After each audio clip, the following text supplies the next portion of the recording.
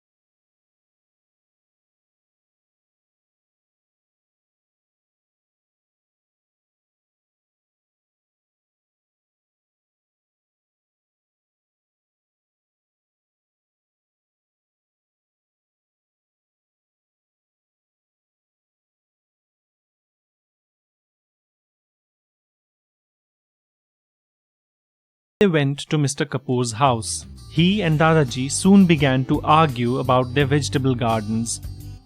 The children quickly slipped away to look around Mr. Kapoor's garden. They looked everywhere, but there was no sign of the pumpkin. Where could it be? Wondered Saumya. In the house? Look, Whispered Rohit. that little shed. It must be in there. However, all that they found were bags of manure, some flower pots, and garden tools. What are you doing here? A voice roared behind them. It was Mr. Kapoor's gardener. Nothing. Said Saumya. Our pumpkin. Said Rohit. Where is it? Your pumpkin? At first the man looked puzzled. Then he understood what the children meant. He ran into the house, shouting, Sir, Mr. Kapoor, these children, they say we have stolen. You can guess what followed. Mr. Kapoor turned red and purple with anger. The children did not know what to say, and Dadaji was now very worried. They returned home feeling sad. Dadaji went into his room.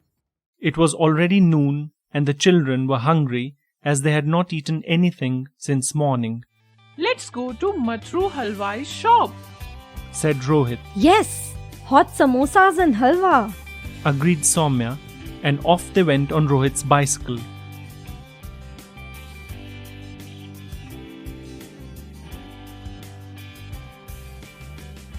Matru welcomed them. He was very proud to be known as the best halwai in town. Now, while the children were eating, two boys appeared carrying a huge bundle. Shall we begin work on this? They asked Matru. Matru suddenly turned pale and scolded them. You fools! Why did you bring this here? Take it home at once! As the boys turned to go, the bundle slipped and opened, and out rolled a pumpkin. Rohit and Saumya looked in horror. It was their pumpkin, with their black cross mark on it. Stop! Cried the children, but the boys ran into Matru's kitchen. By now it was clear that the thief was Matru. Wasn't he famous for his pumpkin halwa, the best in town? Matru tried to explain, but the children ran after the boys. They went skipping over laddus and barfis till they reached the back door. The boys were trying to run away with the pumpkin in a cycle rickshaw. Rohit quickly hopped onto his bicycle with Saumya behind him and raced through the traffic. Nearing the rickshaw, Saumya caught hold of the handlebar and shouted, Stop! Stop! Or I'll call the police. This frightened the rickshaw puller, who stopped, but the boys ran away. Rohit quickly caught the pumpkin just as it was about to fall to the ground. Then, leaving the bicycle, he got on to the rickshaw. Followed by Saumya on the bicycle, they returned home. Dadaji was very happy to see his pumpkin. They were just in time for the vegetable contest where, of course, their pumpkin won the first prize. On the way back home, the children told their grandfather the whole story. That evening, they had a visitor, Matru. Please forgive me, sir. He said, bowing his head before Dadaji. Such a beautiful pumpkin. You see, sir, my daughter is getting married. I wanted to make the best halwa for the wedding feast. If you had only asked me, I would have given it to you. Dadaji told him firmly. Then he smiled. You can still have it, but on one condition. As the children held their breath, he said, The halwa should be as nice as my pumpkin.